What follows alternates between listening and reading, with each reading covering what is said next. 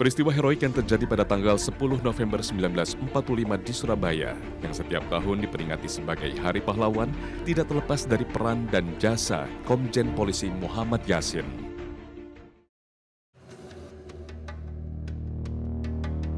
Komjen Polisi Muhammad Yasin lahir di Bau-Bau, Buton, Sulawesi Tenggara pada tanggal 9 Juni 1920. Ayahnya, Haji Mekah, berasal dari Bone, sedangkan ibunya Siti Rugaya berasal dari Maros. Ia merupakan anak laki-laki satu-satunya dari pasangan suami istri ini. Yasin mengakui bahwa ia semula memang tidak tertarik masuk kepolisian pemerintah Hindia Belanda. Ia bercita-cita menjadi penerbang.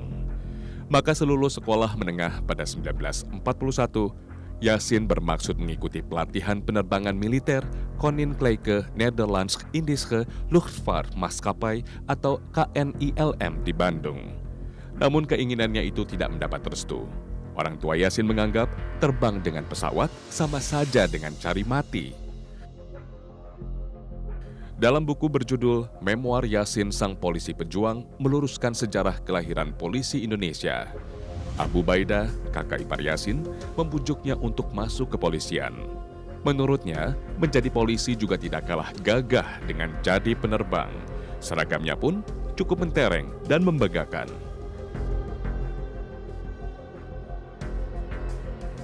Abu Baidah kemudian menghubungi komisaris polisi di Makassar dengan harapan adik iparnya bisa diterima sebagai anggota kepolisian. Beberapa waktu kemudian, melalui sang kakak, Yasin mendapat panggilan dari Kepala Polisi Kota Makassar, Komisaris Polisi Verdorn. Yasin akhirnya diterima untuk mengikuti pendidikan kepolisian.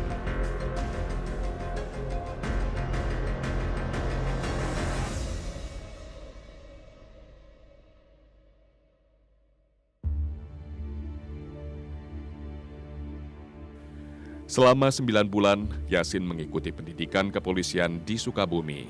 Pemerintah Hindia Belanda ketika itu mengantisipasi ancaman Perang Dunia Kedua, khususnya dari pihak Jepang yang masuk dalam kelompok fasis bersama Jerman dan Italia.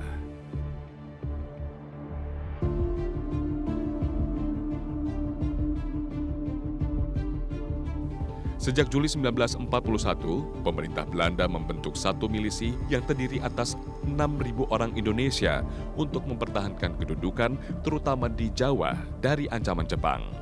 Terkait dengan hal tersebut, seluruh kader militer dan polisi Bumi Putra yang telah menyelesaikan pendidikan ditempatkan di Jawa dan Madura. Yasin akhirnya ditempatkan di Seksi 3 Stat Polisi Surabaya.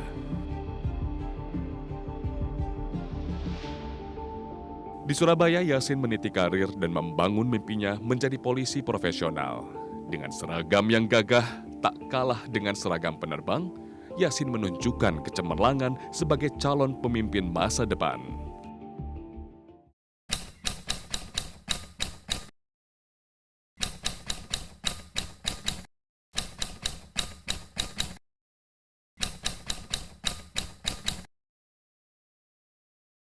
Pak Yasin itu satunya perwira yang berani bertanggung jawab kepada bawah pada atasan. Seorang perwira yang berani, saya yang berani. Sampai orang jujur dan baik dan ditiru, mudah dipercaya. Yasin yang saat itu masih berpangkat Inspektur 1 atau IPTU pada tanggal 21 Agustus 1945 memproklamirkan Polisi Istimewa atau Tokubetsu Keisatsutai menjadi Polisi Republik Indonesia atau PRI. Proklamasi tersebut juga menegaskan bahwa kedudukan Polisi Istimewa menjadi polisi merdeka, polisi milik Republik Indonesia, bukan polisi milik kolonial Jepang. Proklamasi polisi itu merupakan suatu kebulatan tekad anggota polisi untuk berjuang melawan tentara Jepang yang masih bersenjata lengkap, walaupun sudah menyerah. Proklamasi itu juga bertujuan untuk meyakinkan rakyat bahwa polisi adalah aparat negara yang setia kepada Republik Indonesia. Dengan demikian, rakyat dapat melihat bahwa polisi bukanlah alat penjajah.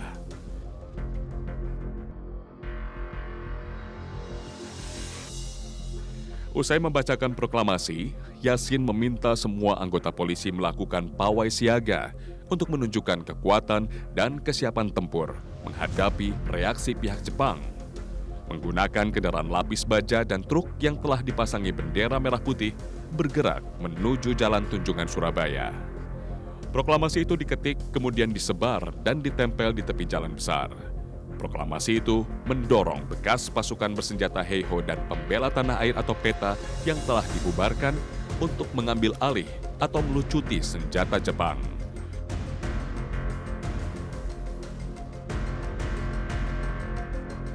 Saat meletus pertempuran Surabaya yang puncaknya pada tanggal 10 November 1945, Yasin memiliki peranan penting. Saat perang berkobar, Yasin lewat radio menyerukan bahwa pasukan polisi istimewa atau Tokubetsu Keisatsutai sudah dimiliterisasi, karena itu harus ikut dalam pertempuran di Surabaya. Peran lain yang dilakukan Yasin adalah dalam kaitannya merebut senjata rampasan perang dari Jepang. Sehubungan dengan hal itu, setidaknya ada dua peristiwa penting yang berkaitan. Peristiwa pertama di Don Bosco. Saat itu, Jepang menjadikan gedung Don Bosco sebagai gudang senjata atau arsenal terbesar di Surabaya. Jepang enggan memberikan senjatanya kepada pejuang.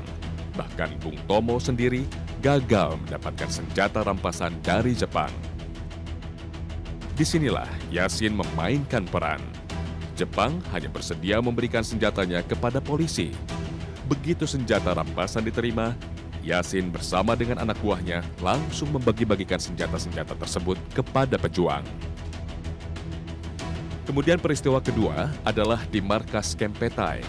Saat itu para pejuang Republik sedang baku tembak dengan pasukan Jepang.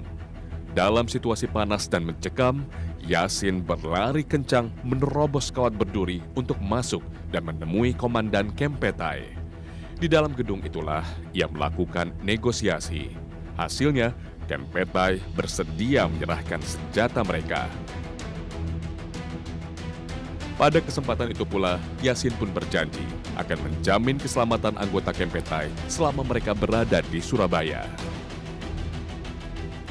Dalam sejarah pertempuran di Surabaya, Kepolisian Indonesia adalah satuan bersenjata pertama yang terorganisir dengan baik dan satu-satunya satuan bersenjata yang relatif lebih lengkap peralatan persenjataannya pada saat kemerdekaan. Ketika terjadi rentetan perang di Surabaya melawan sekutu, Yasin memegang peranan penting. Sudarto, seorang petinggi militer yang turut terlibat dalam momen yang kemudian diperingati sebagai Hari Pahlawan itu, mengatakan bahwa tanpa peran Yasin dan pasukan polisi istimewanya, tidak akan ada pertempuran di Surabaya. Kesan serupa juga diungkapkan oleh mantan Kapolri, Bambang Hendarso Danuri, dalam tulisan sambutannya di buku memoir Yasin Sang Polisi Pejuang meluruskan sejarah kelahiran polisi Indonesia tahun 2010. Beliau menyatakan ketokohan Komjen Polisi Purnawirawan Dr. Haji Muhammad Yasin pada periode awal pasca proklamasi kemerdekaan Republik Indonesia dengan segenap anggota Tokubetsu Keisatsutai atau Kesatuan Polisi Istimewa yang terorganisir rapi, bersenjata lengkap, serta setia kepada perjuangan Indonesia, telah mampu mempelopori serta memberikan kesadaran akan kemampuan diri sendiri dan identitas bangsa.